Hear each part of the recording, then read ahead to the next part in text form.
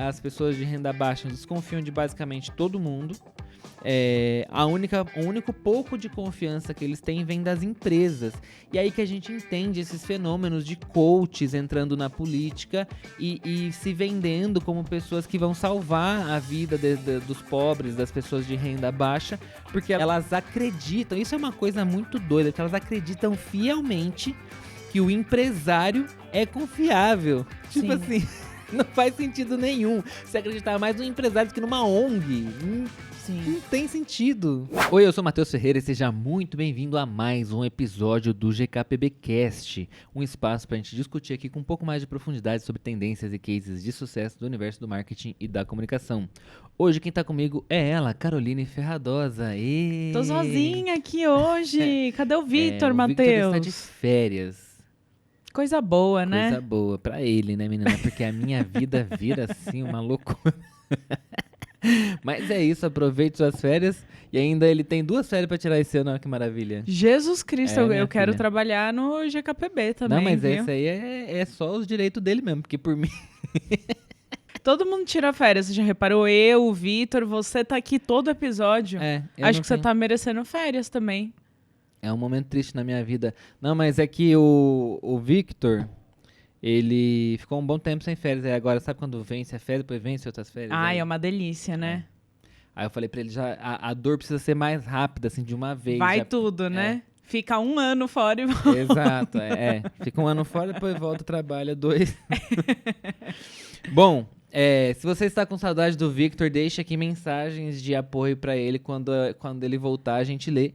Eu tenho certeza que ele não tá triste nesse momento. Provavelmente Sim. ele deve estar assistindo TV Globinho pelo YouTube numa hora dessa e comendo sucrilhos enquanto a gente tá Fazendo gravando. carinha na gata dele. Carinha. Carinho. Carinha. Ele desenhando um rosto na gata dele. Ó, o nosso episódio de hoje, gente, é A Era da Hiperdesconfiança. Um episódio pra gente analisar os principais insights da Edelman Trust Barometer 2025, com foco na realidade brasileira. A gente vai falar aí sobre a situação da confiança no Brasil. Eu não confio em mais ninguém. Você confia em alguém, Carol? Eu não, Tava e é pensando nisso exatamente ontem. isso. Tava que a gente pensando vai nisso falar. ontem. Eu não confio em mais ninguém. Nem em mim mesmo, eu confio. Isso aí já perdi faz tempo. Foi a primeira confiança que eu perdi, foi em mim mesmo. Boa, então, ó, gente, na escalada de hoje, como o Matheus falou, a gente vai começar trazendo os dados da pesquisa da Edelman. Depois a gente vai passar por um panorama global da confiança, trazendo como que os países estão relacionados a esse assunto. A situação de confiança no Brasil, que como vocês devem imaginar, tá, ó, lá embaixo, já dando um spoiler. Depois a gente vai trazer a crise de ressentimento, explicando um pouquinho o que isso significa e qual a relação com a hiperdesconfiança, as implicações para empresas e sociedade, e aí depois a gente fecha com as nossas considerações finais, que vocês sabem que quem fica no final tem as pérolas Tem ali, presentes, hein? Sempre presentes tem. específicos para quem fica até o fim. Olha, eu quero lembrar vocês, antes da gente começar o nosso episódio, também das nossas redes sociais, né? A gente tá lá no TikTok como gkpb.oficial, né? Que é ali o perfil do GKPB. A gente tá no Instagram como GKPBcast e estamos no YouTube no canal do Geek Publicitário. É só procurar lá por GKPBcast no YouTube que vocês encontram a gente facilmente. Aliás, em todas as redes, se você procurar lá GKPBcast, vai encontrar o nosso perfil. Então aguenta aí, que depois da vinheta, a gente vai dar o tempo da vinheta para vocês irem seguir a gente nas nossas redes sociais, e depois da vinheta a gente volta aqui com o nosso assunto de hoje, que é a era da hiperdesconfiança. GKPBcast. Ó, antes da gente começar efetivamente o nosso assunto, Carol, quero dizer que você foi reconhecida pela Lambi Lambi. Fui notada. Ela te notou exatamente no nosso corte, que a gente falava de várias bebidas, né? A gente falou de gengibre, a gente falou de chá de cana e falou também de Lambi Lambi como uma das principais bebidas RTDs que estava prestes a ganhar São Paulo, né? Sim. E aí eles responderam aqui, né? Que delícia ser lembrada por vocês. A gente adora o canal. E mandaram aqui uma carinha com 2 olhinhos de coração. Eu achei fofo, né? Fofos, e a gente nem marcou eles, né? Porque a gente é humilde, a gente não implora por like, né? Foi assim, eles realmente chegou neles, né? Esse Sim. corte. Achei legal também. Muito legal. Lambi Lambi, ó, a Carol até trouxe aqui pra gente mostrar pra galera. Essa daqui é a latinha. Eles mandaram um kit na sua casa? Não, essa eu trouxe diretamente de Belo Horizonte, essa. Olha só, gente. E aí é isso, ó. Agora que a gente tá gravando aqui 10 da manhã, já vou tomar uma lambi-lambi. Aí, ó, lê aqui no cantinho Bebida do que alcoólica ela mista é. gaseificada. Drink natural, tangerina, limão e sal. É muito gostoso, gente, juro, comprem, porque ainda não deixa a pressão cair no rolê porque tem sal, é uma maravilha. Ó, água gaseificada, tangerina, limão, álcool de cereais, açúcar de cana e sal.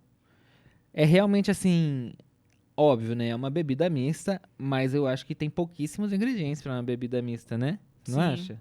Sim. Porque você pega um energético, tem 800 ingredientes no rótulo. A maioria que você nem conhece, né? E é realmente basicamente o que eles estão falando aqui, né? Que é água, tangerina, limão, álcool, açúcar e sal. Muito bom. Eu recomendo. Tem esse sabor e tem outros também, mas esse foi o meu preferido. Aí eu trouxe pro Matheus experimentar. Então, é pra eu experimentar mesmo? Achei que você ia levar embora de volta. Não, tá de doido? souvenir de Que BH. horror. Lambi-lambi, se você quiser mandar aqui pra gente, aí a gente não precisa dividir uma lata. Exatamente. Né? É que tem uns convidados do podcast que a gente chama que eles trazem as coisas e depois levam embora pra casa deles. Bomba! Ó, vamos seguir aqui. Deixa eu... É que bom, hein? Hã? Vamos achar que foi aqui. Não foi a Que Bom, gente. A Que Bom que acabou de participar desse podcast e deixou todos os sorvetes pra gente, inclusive mais do que apareceu aqui no vídeo, tá? Sim, muito bom. E de pistache até. Vou botar o lambi-lambi aqui, ó. Ó, que moral, hein, lambi-lambi? Que moral, hein, lambi-lambi? Muito esquisito isso, né? Ó, vamos dar início aqui ao bora lá. nosso episódio, que é muito importante, estamos falando de bebida, né? Gente, beba com moderação, tá bom? Sim, só maiores de bota 18 aqui, Igor. anos. Hashtag beba com moderação, bem grande. Se você é menor de idade, não beba. É isso. Ó, começando o nosso episódio, efetivamente, a gente começa aqui contando um pouquinho para vocês dessa pesquisa da Edelman, né? E a Edelman, o que eu posso dizer? Uma empresa de comunicação, vamos dizer assim. Aqui eu Sim. conheço muito no Brasil pelo PR, né, deles. Eu sei que eles têm outros trabalhos e esse feito pelo Edelman Trust Institute, que é basicamente ali um segmento, né, do grupo para efetivamente fazer esses estudos relacionados à confiança e tudo mais. A metodologia que eles utilizaram aqui, ó, é uma sondagem online anual. Então não é algo exatamente novo, né? Já está no seu 25º ano, o que mostra também um amadurecimento da própria metodologia deles, né? Que acontece em 28 países, que inclui o Brasil, com 33 mil entrevistados, né? Com mais de 33 mil entrevistados e mais ou menos aí 1.150 entrevistados por país. Então, assim, é uma pesquisa extensa, grande, né, com uma metodologia estruturada, relevante e de um grupo que a gente sabe que realmente, olha aí, ó, a gente pode confiar no grupo que está fazendo a pesquisa de confiança, né, porque a Edelman já se provou um grupo relevante e confiável, né? Perfeito. Aí eles dão aqui alguns outros detalhes, mas só tem um detalhezinho aqui que eu acho que é relevante a gente falar, que as perguntas que a gente vai ver nesse relatório, elas não são exatamente as perguntas da forma que elas foram feitas. Aqui elas são resumidas para que a gente possa facilitar o nosso entendimento do contexto das perguntas, mas as perguntas elas têm modificações, até mesmo porque quando faz uma tradução, né, normalmente já muda também a pergunta de acordo com a língua ali daquele país. Perfeito. Aí a gente começa a entrar na pesquisa onde eles trazem alguns eventos mundiais que colocam a confiança sob pressão em 25 anos. Então eu vou passar aqui rapidamente para a gente entender como a gente chegou nesse lugar hoje, tá? Então a gente começa por 1999, onde teve a Batalha de Seattle. Depois, 2003, com um grande marco da invasão do Iraque, vindo para 2008 com a crise financeira mundial dos bancos ali, né? Foi algo que despertou muita desconfiança nas pessoas. O próximo marco que a gente tem é 2016, com um populismo que impulsiona o Brexit. E em 2020 a gente tem a pandemia do Covid, né, que foi algo gigantesco aí, mundial, que marcou todo mundo e que ainda traz consequências para a nossa vida. E em 2022, que deu início à invasão da Ucrânia, né? Então, todos esses 6 eventos mundiais, eles geraram o que a gente tem hoje da crise da hiperdesconfiança. Aí a gente entra aqui na pesquisa, tem assim, gente, muitos países mesmo, eu vou falar aqui rapidinho. China, Indonésia, Índia, Emirados Árabes, Arábia Saudita, Malásia, Tailândia, Nigéria, Singapura, Quênia, México, Holanda, África do Sul, Canadá, Brasil, Itália, Suécia, Austrália, Colômbia, Argentina, França, Irlanda, Estados Unidos, Espanha, Reino Unido, Alemanha, Coreia do Sul e Japão. E aí, a gente já entrando um pouco aqui nos dados da pesquisa mesmo, a gente começa aqui com as perguntas que eles fizeram. E a primeira aqui a gente começa, né, com a segurança em relação ao emprego, né, que é talvez um dos assuntos que mais preocupe aí a população, né? A gente já está num momento super complexo, né, que a gente tem inteligência artificial, a gente tem inflação, a gente tem precarização do trabalho, a gente tem um monte de coisa.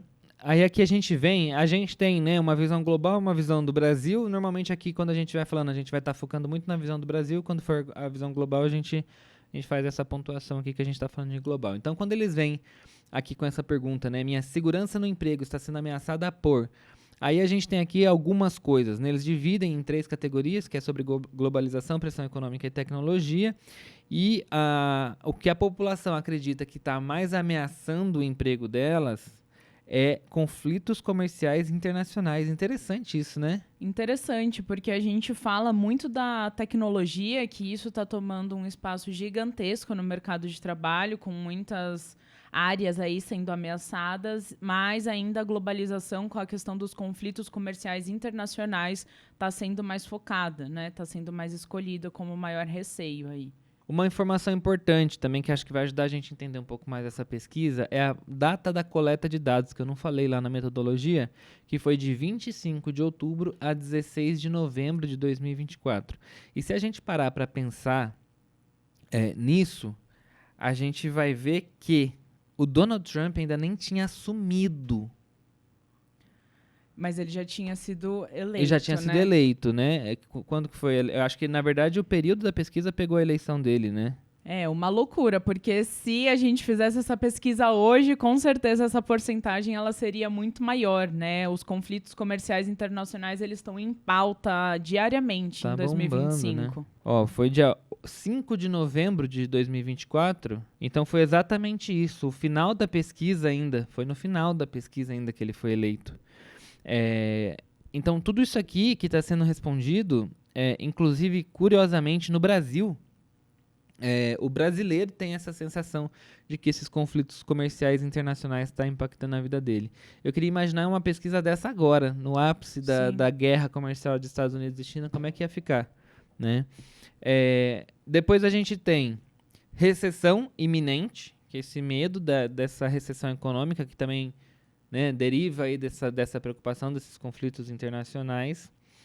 Aí a gente tem a falta de qualificação do público em relação à tecnologia, né? Aí a gente vem empatado aí com automação e concorrentes estrangeiros.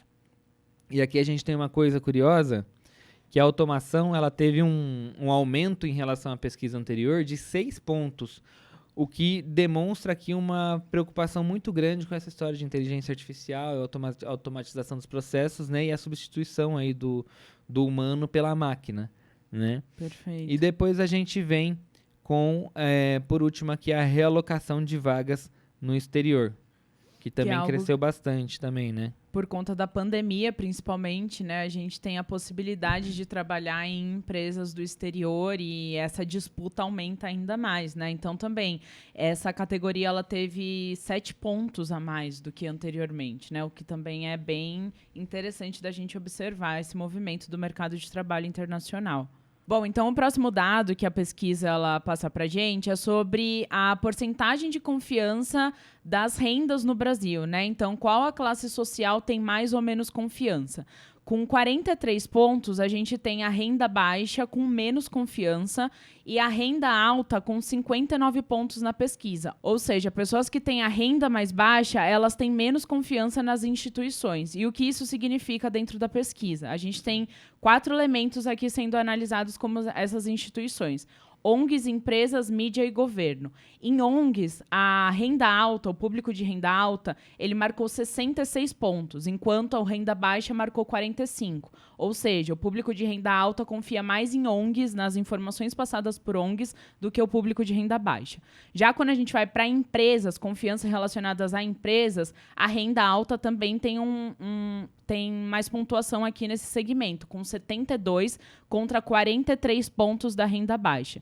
Já seguindo para a mídia, a gente tem a renda alta com a confiança de 54 pontos na mídia e a renda baixa com 39. Mais uma vez, a renda alta também tem mais confiança na mídia. E o último ponto que a gente tem aqui, a última instituição relacionada à pesquisa, é o governo, onde a renda alta tem 43 pontos de confiança no governo e a renda baixa tem 36 pontos. Essa do governo foi onde a gente tem uma menor diferença, onde tem só 7 pontos de diferença entre a renda alta e a renda baixa. Se a gente for tirar como margem total, né, se a gente fosse pegar uma média, as duas têm mais confiança no governo, né, se for tirar uma média entre as duas rendas, a alta e baixa. E é interessante, né, a gente pensar que dividido nesses 4 setores, a gente tem opiniões tão distintas, né? Cara, eu acho que isso aqui é o retrato do Brasil mesmo, assim. Tem várias coisas aqui que me dizem isso. Primeiro, começando desse dado geral sobre a porcentagem de renda alta e porcentagem de renda baixa em relação à confiança. A gente vê aqui, eles colocam pra gente, a gente vai colocar aí pra vocês também no gráfico, desde 2012 a 2025, né? Eu acho que foi talvez a maior disparidade, próximo ali de 2015, né? Que foi também uma grande disparidade. E você vê que são momentos muito, muito críticos, assim, tanto do ponto de vista econômico quanto do ponto de vista social. A população de renda mais baixa, a desconfiança dela, ela cai muito rápido, né? Aliás, a confiança dela cai muito rápido. Sim. Né? E por mais que as pessoas com renda mais alta costumam ter uma confiança que perdura. E é muito louco, porque daí quando a gente vai para essa análise dessas 4 instituições aí que eles estão utilizando, que são as ONGs, as empresas, a mídia e o governo, a gente vê que as pessoas, elas tendem, de maneira geral, a desconfiar completamente do governo, né? É uma sensação geral, compartilhada entre as pessoas de renda alta e as pessoas de renda baixa. Depois a gente vê que as pessoas de renda baixa desconfiam de basicamente todo mundo. O único pouco de confiança que eles têm vem das empresas. E aí que a gente entende esses fenômenos de coaches entrando na política e se vendendo como pessoas que vão salvar a vida dos pobres, das pessoas de renda baixa, porque elas esperam, elas acreditam. Isso é uma coisa muito doida, porque elas acreditam fielmente que o empresário é confiável. Tipo assim... Não faz sentido nenhum você acreditar mais num empresário do que numa ONG. Sim. Não tem sentido. Mas é muito doido a gente também ver o mundo que gerou essa desconfiança, né? A gente vem de um mundo onde a maior parte das instituições, sejam elas ONGs, empresas, mídias ou governo, querem tirar proveito de alguma forma da população, e quando a gente fala de querer tirar proveito, eles vão em busca de pessoas que têm menos conhecimento sobre algum assunto, né, no caso. E aí, quando a gente fala sobre isso, muitas vezes a gente cai na majoritária parte pessoas de renda baixa, né, que têm menos acesso à informação de confiança mesmo, né. Então, como essas pessoas já estão traumatizadas, de certa forma, hoje elas não confiam mais em nada, né? Eu acho que tem uma outra coisa também. Acho que tem um trabalho muito silencioso, muito por baixo dos panos, das pessoas de renda alta em influenciarem o pensamento das pessoas de renda baixa. Sim. Né? o seu patrão influenciar a opinião do funcionário, né? Quantas vezes a gente viu isso acontecer? Teve casos e casos de empresas que foram inclusive condenadas na justiça por isso, por fazer reunião com as pessoas dizendo para quem elas deveriam votar, esse tipo de coisa. E como a opinião e a confiança da renda baixa ela é frágil, né? E ela é volátil e ela consegue ser muito manipulada e muito enviesada. Isso é muito preocupante, né? Eu acho que é o que mais deixa claro aqui nesse relatório.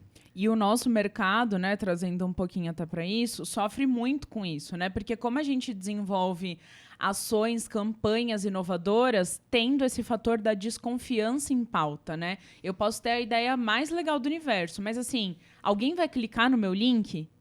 Não sei, porque hoje em dia as pessoas estão traumatizadas. Eu mesmo não clico mais em nada. Eu já vou achar que eu vou ser hackeada, que alguém vai clonar meu telefone, meu WhatsApp, enfim, né? É muito ruim esse sentimento e o nosso mercado sofre muito com isso, de ter que ficar, às vezes, engessado por não poder contar com alguns outros artifícios que hoje estão sendo usados para dar golpe ou alguma outra coisa, né?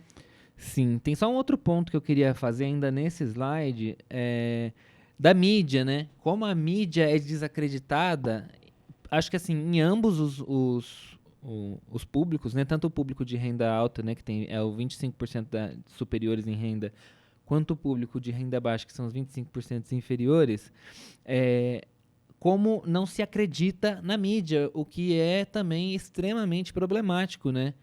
Porque você acredita, então, no empresário, mas não acredita num veículo de comunicação? Porque você está achando que isso está sendo influenciado de alguma forma pelo governo, né? Que já pega aqui o ponto de maior desconfiança das duas classes aí, Faz sentido nenhum, né, gente? Tipo assim, se fosse me entrevistar, eu acho que seria exatamente o oposto dessa resposta aqui. Não, talvez... Qual seria o seu, Então, as suas o meu instituições? em ONGs, eu acho que eu acreditaria mais do que todos. Sim. Né? Eu estaria ali primeiro acreditando nas ONGs. Em segundo lugar, na mídia. Em terceiro lugar, ali acho que eu ficaria em governo e empresas, ficaria um pouco mais baixo. Porque, primeiro, acho que governo vai depender muito do governo, né? Se fosse 3 anos atrás, seria outra resposta. Nesse ano é um pouco melhor. Zero confiança. Exato. O governo acho que depende muito do governo, né? Mas considerando ali que a pesquisa foi feita no final do ano passado, teria um pouco mais de confiança no governo. E nas empresas estaria ali no nível ali entre 50 e 59, que é o de neutralidade.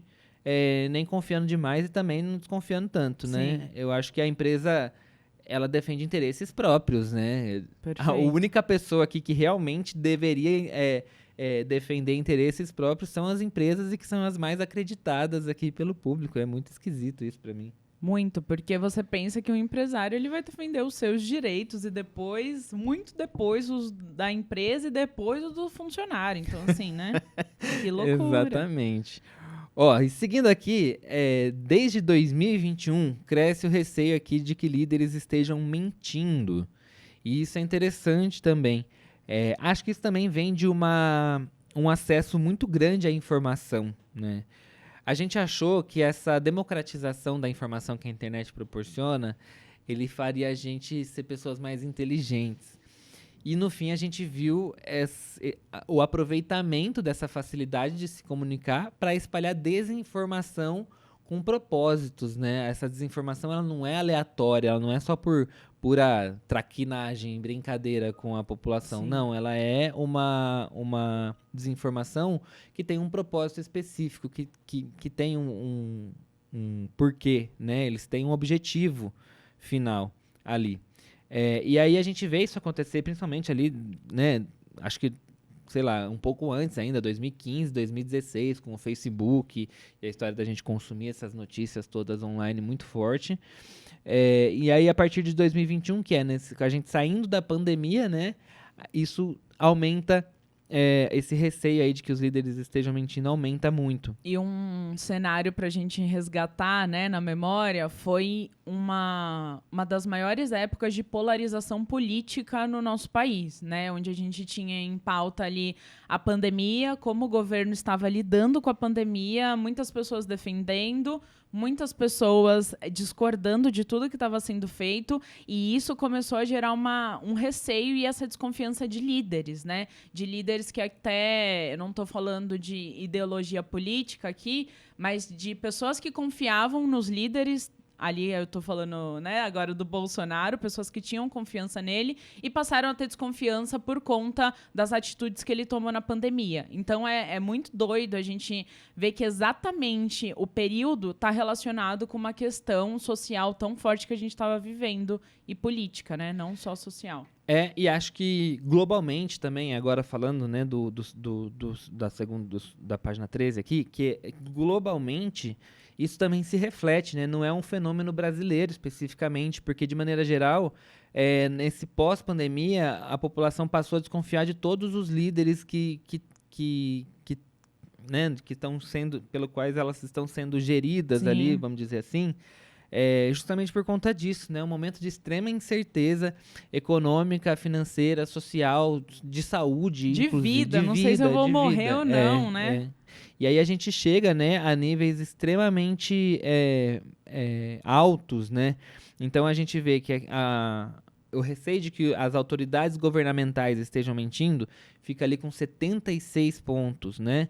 O receio de que líderes empresariais estejam mentindo com 72 e de jornalistas e repórteres, de novo, muito alto em 72, gente. Eu não consigo entender isso, assim. Eu acho que faz parte muito do movimento político que a extrema-direita criou de não confiar na mídia, né? A gente tem até o famoso globolixo ali que criaram para conseguir se reafirmar e disseminar informação do que eles acreditavam que seria benéfico para eles, né? Então, eles fizeram a população desacreditar de veículos gigantescos de mídia, conseguiram isso e aí começaram a disseminar informação pelas redes sociais com fontes totalmente desconfiáveis, né? É muito doido, gente. Eu acho que assim, eu sabia que o buraco era fundo, mas não tanto, igual eu tô vendo aqui agora, que realmente assim, e acho que também tem uma coisa aqui que a gente precisa falar, a inércia dos veículos que são realmente confiáveis em combater isso, né? Eles parecem Sim. literalmente inertes, assim, eles não se mexem, eles não se movimentam, eles não fazem nenhum grande esforço para combater isso, né? Você não vê um grande esforço desses grupos de mídia que tem muita grana em combater isso, em denunciar esses outros veículos que estão fazendo fake news, em realmente propor alguma coisa que, inclusive, é do próprio interesse deles, né? Sim, a gente tem na época das eleições, né, a Globo trazendo a questão da fake news ali muito forte, mas de fato eu acho que isso poderia ser melhor trabalhado, não só em época eleitoral, né, que aí eles trabalham de uma forma constante, mas poderiam trabalhar sempre, desmistificando notícias falsas, trazendo e falando quem são os portais que falaram essas notícias falsas, né? Isso ajudaria muito as pessoas a diferenciarem isso. É que hoje eu acho que a gente chegou numa era de polarização de confiança tão grande que se esses veículos grandes trouxerem a informação real e falarem que isso é mentira e fizerem uma grande ação com isso, mesmo assim eles vão estar gerando desconfiança nessa parte da população que já não acredita mais neles, né? Mas acho que precisava, assim, eu acho que fake news e desinformação se cobra do judiciário, né? Sim. É crime, né? Então, acho que falta também essa rigorosidade também, essa disposição, né? O nosso problema grande do Brasil, ele está efetivamente no judiciário, assim, por conta dessa falta, acho que até falta de braço mesmo do judiciário para conseguir lidar com tanta desinformação, com tantas problemáticas, né?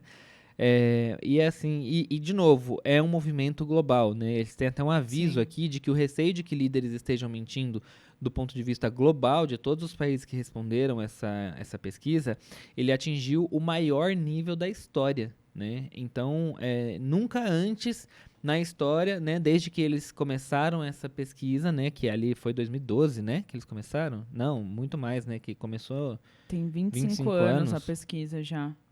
Foi em 2000. Em 2000, desde 2000 que eles começaram, ela nunca foi tão alta, né,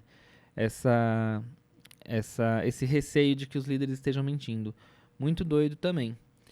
E eu acho que a questão que você estava falando do judiciário brasileiro, um ponto que a gente ainda traz muito é que eles não se adaptaram às questões digitais, né? E a gente vem falando isso há muito tempo. Eles não têm o controle do ambiente digital e isso faz com que as coisas...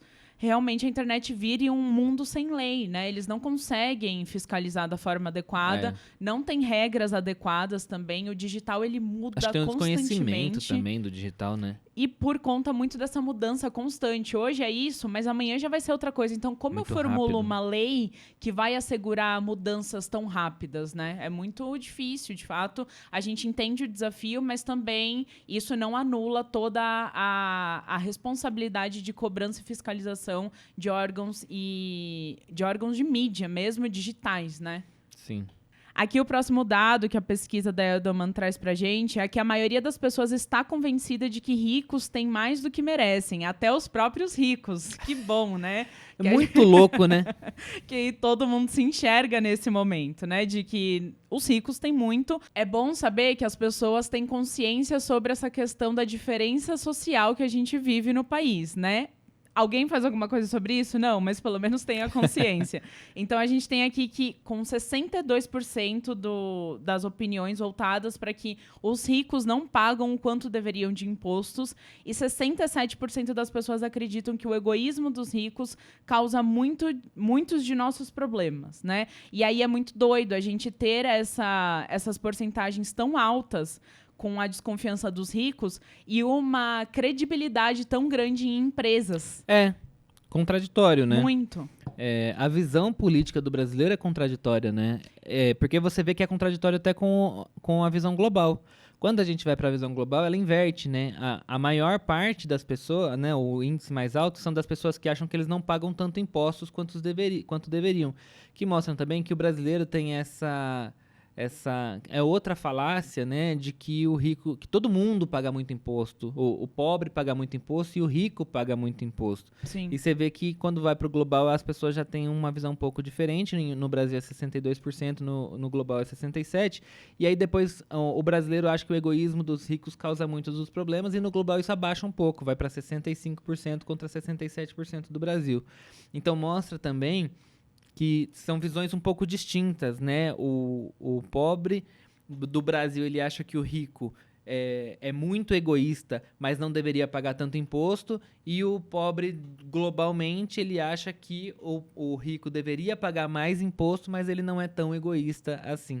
Eu né? acho que os brasileiros, levando em relação aos outros dados que a gente falou, eles acreditam que os ricos são os governantes, que são ali a acho maior que tem desconfiança, isso. e não os empresários, os É. líderes, né? Que é a mesma coisa quando vem em pauta o assunto de taxação de grandes fortunas, né? As pessoas acham que essas fortunas estão com os políticos e não com os empresários, né?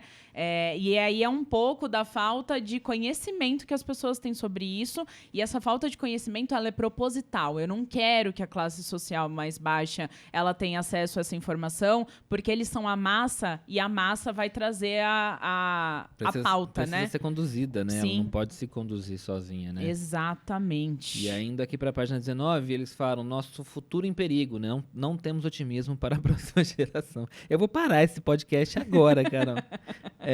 E aí, aqui eles vão falar um pouquinho de que o Brasil está ali no meio, né?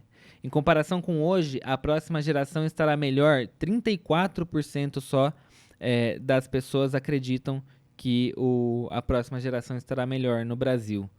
É um índice baixo, mas o Brasil fica meio que ali num índice, numa visão um pouco moderada se comparado aos demais países da pesquisa, que mostra assim, na França é um desespero total, né? Que só 9% das pessoas acreditam que a próxima geração estará melhor. E é muito doido, porque a gente tem esse complexo de vira-lata, de achar que os outros países estão muito melhores que a gente em diversas questões, né? E quando a gente olha para cá, a França, que todo mundo acha que é um país muito evoluído, com pessoas muito educadas e bem informadas, tá aí.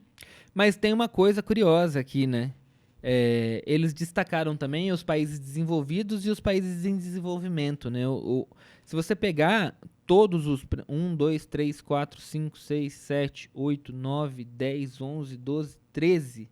Os 13 países que deram porcentagens mais baixas para essa esperança deles de uma geração melhor no futuro são países desenvolvidos. Mas... O que me diz uma coisa, quanto maior o nível de desenvolvimento de uma nação, menor a credibilidade dela de que ela vai melhorar. Porque ela tem mais clareza sobre o futuro. Eu não sei se é mais clareza. Eu tô lendo um livro que é muito bom, que chama Factfulness, que é um livro que fala sobre como se orientar por fatos. E esse livro já é antigo, ele não é muito novo, tanto que a edição que eu tô lendo também já é um pouco antiga, ela fala muito ali de 2019, 2018, que é um pré-pandemia. Eu queria muito uma atualização desse livro, que acho que até deve ter, mas a versão que eu tenho é mais antiga, que ele fala como países desenvolvidos tendem a ver o mundo de maneira muito ruim. Porque o excesso de informação, o excesso de conhecimento gera pessimismo também. Sim. Porque aí nesse livro, ele faz uma série de perguntas a pessoas do mundo inteiro. E as nações mais desenvolvidas tendem a errar mais do que chimpanzés, dados sobre a população, sobre coisas que acontecem. Então, assim, Caramba. quanto por cento você acha que as crianças do mundo, das crianças do mundo que não têm acesso à escola? Se você pedir para chimpanzés responderem pegando coisas assim aleatoriamente, eles vão acertar mais do que a população dos países, de maneira geral. Por quê? Porque a nossa visão é pessimista. A gente pensa com racionalidade que vai ser ruim. Então a gente vai falar 10, 15 e no fim é 7, sei lá, sabe? Não tô falando que são exatamente esses números.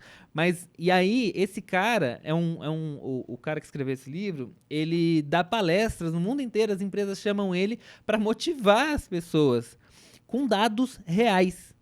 Então ele fala muito isso, ele fala sobre famílias, gerações que vão melhorando ao longo do tempo. Por exemplo, a sua avó, qual era o nível de escolaridade dela? Nem terminou a escola. O seu nível de escolaridade, você é graduada, entendeu? E aí ele fala assim, a coisa de 80 anos atrás, a vida era completamente diferente e muito pior. Mas qual é a nossa sensação? Que hoje é pior do que no passado. Caraca. Entendeu? Nossa, boom, sabe? E a gente vê isso claramente nesse gráfico aqui, que os países menos desenvolvidos, eles têm um otimismo maior sobre novas gerações do que países mais desenvolvidos. E é aquilo que a gente fala muitas vezes, a ignorância ela é uma bênção, ela faz a gente, às vezes, ter em mente que o futuro vai ser muito mais positivo do que a gente pensa, né? Porque a gente tende a ir pro lado ruim das coisas, ser pessimista. Quando você não tem uma visão tão clara do mercado global, financeiro, social, você tende a ter uma visão mais otimista, porque você não entende direito do que aonde a gente tá, onde estou e aonde vou chegar. Eu acho que o excesso de informação ele pode ser prejudicial. Tem uma coisa que eles falam também nesse livro que é assim, o que é destaque para mídia? Aí ainda entrando até nesse ponto que a gente falou de mídia aqui já. O que é destaque para mídia? É o anormal. Caiu um avião em São Paulo. Pô, caiu um avião em São Paulo. Vai passar o dia inteiro na televisão. Caiu um avião em São Paulo. Agora, quantos aviões levantaram voo e seguiram seu destino normal e chegaram bem no destino? Sei lá, 99,99999%. Entendeu?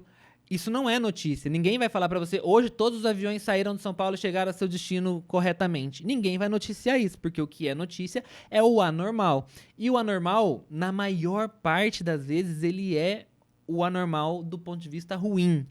Notícia de violência, notícia de tragédia, né? Essas informações ruins, elas tendem a chamar mais atenção do ponto de vista midiático, né? Tanto que tem aqueles programas da tarde policial lá que ficam a tarde inteira falando de tragédia, porque isso atrai a atenção. E talvez a gente pode colocar isso na conta da mídia mesmo, né? Sim. De que a mídia também tem que ter esse papel. Não tô falando que é para falar que os aviões, né? Não sei quantos aviões saíram e chegaram ao seu destino, mas assim, tem coisas diferentes, por exemplo, aquele Razões para Acreditar. Por que fez tanto sucesso, né? Que era um perfil que só falava de coisas boas, que acalentava o nosso coração no meio de um monte de tranqueira e de tragédia que a gente viu o dia inteiro na internet. Cresceu, bombou, ajudou muita gente e conseguiu se destacar, né? Então, também precisa desses contrapontos e a gente precisa considerar isso sempre quando a gente vê uma notícia, uma tragédia, um avião caiu. Óbvio, é triste, é extremamente, né? São famílias ali que são desfeitas. Não tô falando isso, mas eu tô falando que tá bom, mas isso é a maior parte ou é a menor parte do que se está acontecendo, né? Sim. Se os voos no Brasil cresceram, e ele tem até esse dado, acho lá no livro, se eu não me engano, que é assim, a aviação cresceu 30% nos últimos 10 anos. E os acidentes cresceram 5%.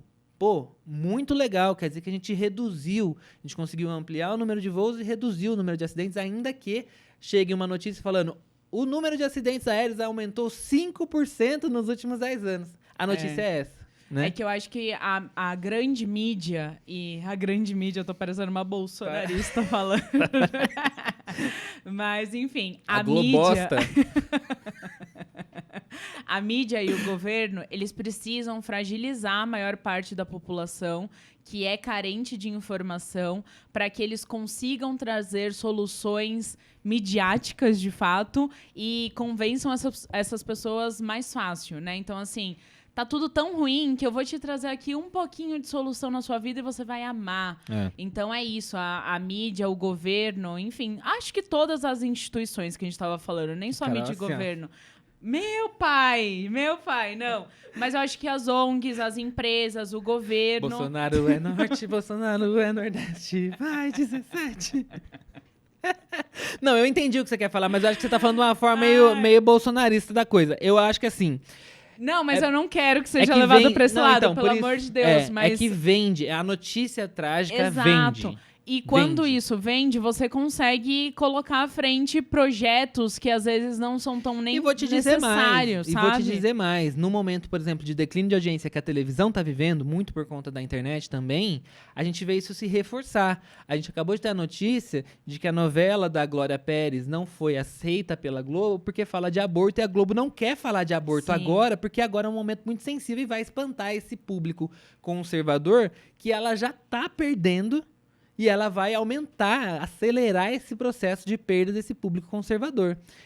Então a gente vê realmente isso, porque precisa-se ter o cuidado, porque no final a mídia precisa vender também, né? Sabe uma série muito legal que me ajudou a ter uma compreensão assim, mais nítida e até ilustrada desse mercado governamental com o da mídia? Foi a Succession. É uma série maravilhosa pra gente entender essa série, sabia? Bastidores. Eu achei esse primeiro episódio extremamente confuso, não entendi nada e parei. Eu preciso começar de novo. É que tem que insistir mesmo, mas a gente entende o quanto a mídia tem influência no governo.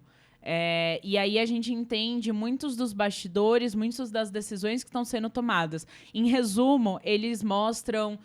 É o maior canal de televisão americano, né? O maior canal de mídia americano, não só de televisão. E eles escolhem quem vai ser o presidente dos Estados Unidos. E aí toda a história da série é baseada nisso. Legal. Então é bem interessante. Bom, então depois de tudo isso... concordamos que estamos numa era de desconfiança e ressentimento, certo? Uhum. E aí, quando a gente fala em desconfiança, a gente entende muito bem o porquê disso. Mas por que a era de ressentimento? Eu acho que é válido a gente resgatar o significado da palavra para a gente se entender quanto pessoa e quanto posicionamento de mercado sobre isso. Então, eu trouxe aqui, gente, Wikipedia.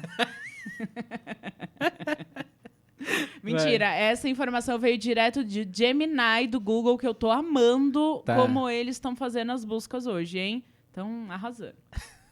Então, ressentimento é uma emoção que se manifesta como mágoa, rancor, angústia ou irritação, que é o resultado, no final das contas, de tudo isso que a gente viu, que é a desconfiança, que é se frustrar com o governo, com ONGs, com empresas. Eu sou um pouco ressentido com a vida, assim.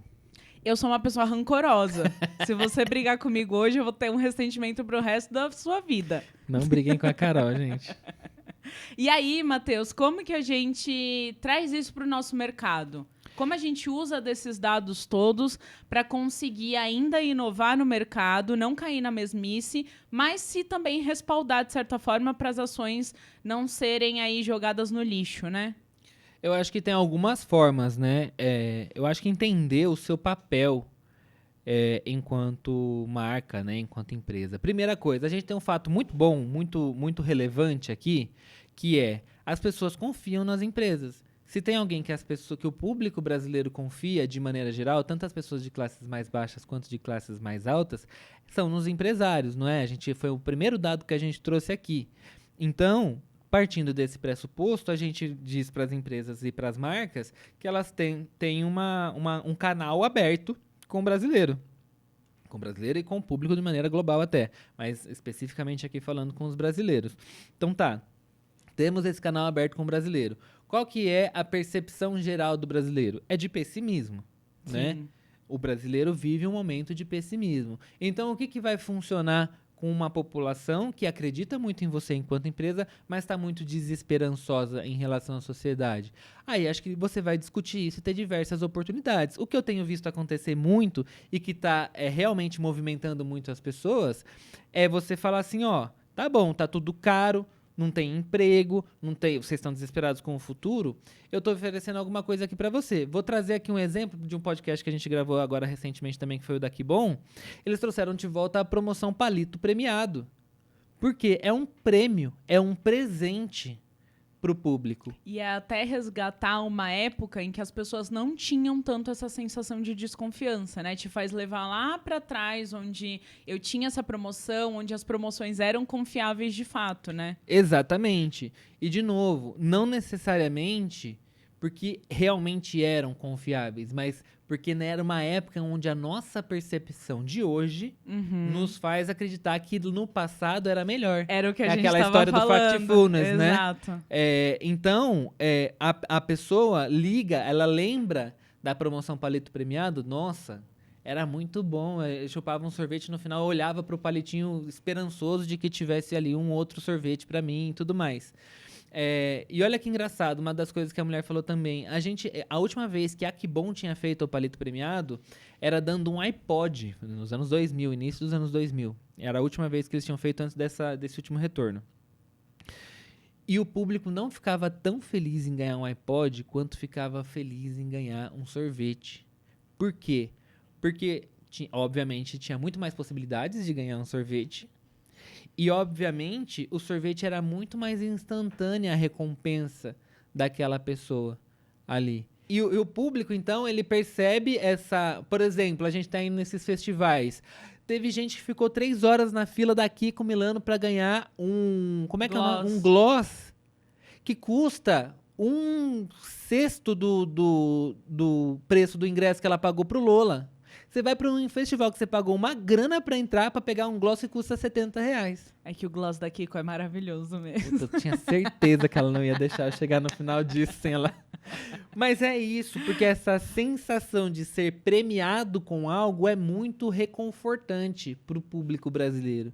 Então eu acho que isso é um dos grandes pontos em que as empresas devem focar. Você tem, de novo, ainda falando de Lola, a Sadia tá vendendo lá um balde de frango. Se eles podiam te dar isso num negocinho de papel, beleza. Eles fizeram a cabeça do Leque Trek, que é o personagem deles, e isso servia como uma espécie de souvenir do evento, você comprava. Não tinha ninguém comprando outra coisa da Sadia, tinham várias outras coisas no cardápio deles lá. Mas todas as pessoas que eu via comprando, estavam comprando o balde. Por quê? Porque ele tinha um benefício percebido.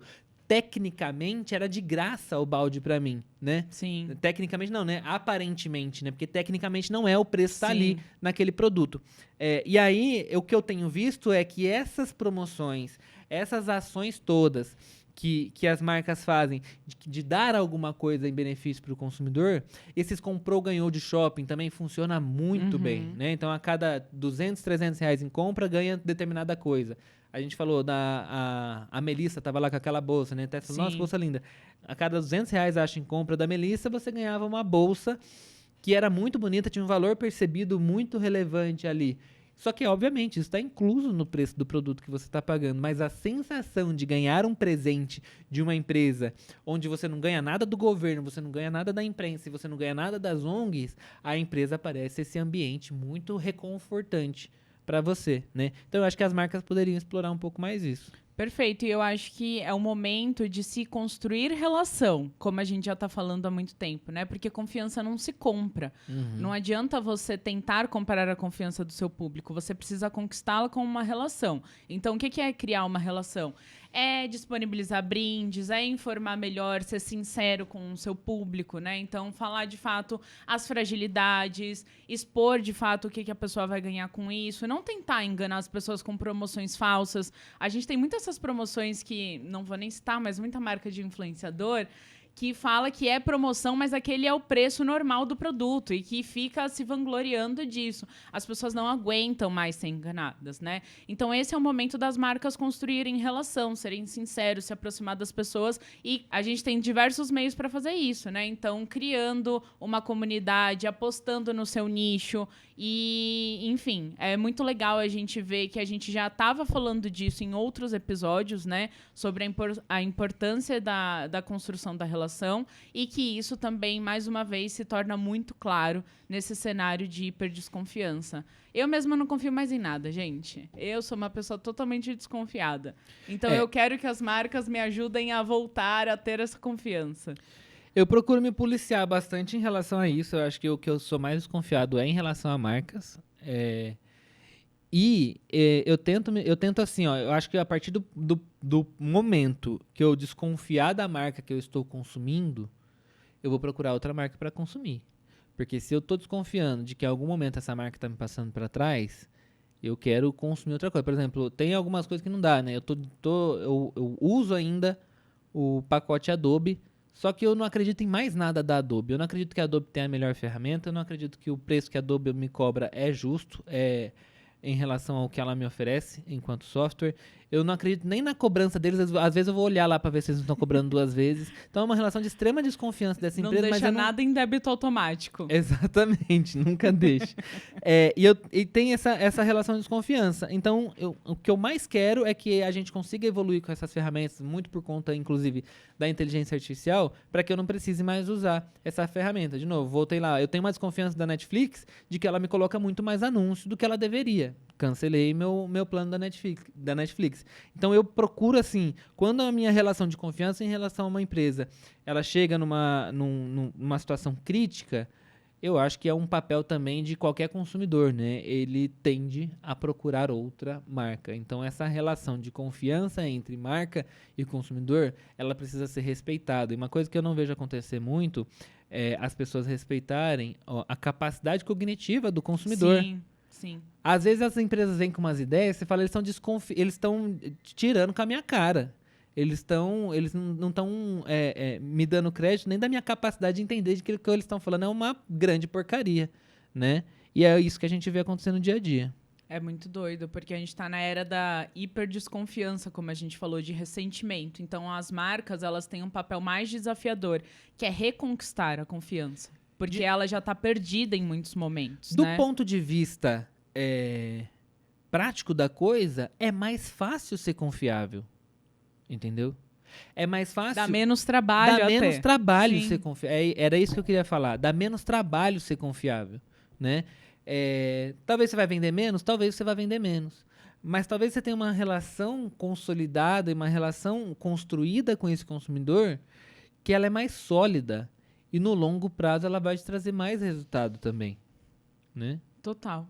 Porque a gente vem de um mercado com um preconceito gigantesco com qualquer tipo de ação. Ah, é marketing, é marqueteira, essa marca só faz isso para ganhar like, só faz isso para chamar atenção e nunca a pessoa pensa que tem um benefício de fato por trás. A gente vê muito isso, que algumas redes sociais tomam algumas frentes para tentar passar mais confiança para as pessoas, como o Meta, que fala sobre sorteios, que eles precisam seguir a legislação, precisam ser cadastrados para ajudar nisso, porque veio de uma era onde o sorteio era feito de qualquer jeito, sem nenhuma confiança. Mas mesmo assim, algumas marcas elas vão no movimento contra, né? Então, gente, sigam as regras, os critérios certos para que vocês consigam a confiança do seu consumidor novamente, né? E eu acho que é assim também, só para concluir. A marca que desrespeita o consumidor vai receber isso de volta mais cedo ou mais tarde. Seja com essa desconfiança, seja com uma falta de fidelidade, seja com um concorrente que vai chegar a qualquer momento e vai levar todo mundo para ele, porque ele está fazendo algo que você não fazia. E a frase de encerramento é: você planta o que você colhe. Ela se preparou. Ela se preparou para esse momento. Você colhe o que você planta. Isso aí.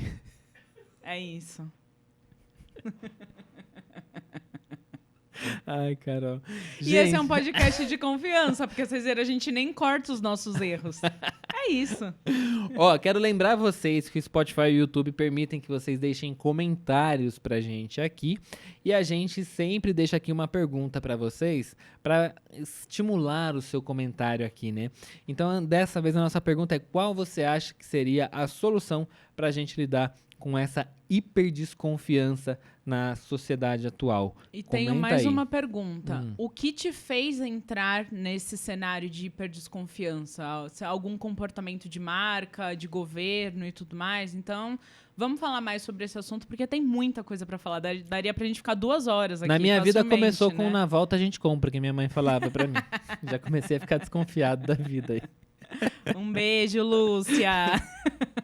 Vai lá, Carol. Boa, e eu queria lembrá-los também de fazerem a avaliação do episódio. Hoje a gente trouxe uma pesquisa mais extensa, com muitos dados. Eu sei que às vezes é mais difícil até da gente se entender Esse relatório neles, foi difícil, né? Ô, Mas Edelman, vamos fazer um relatório mais simples de compreensão?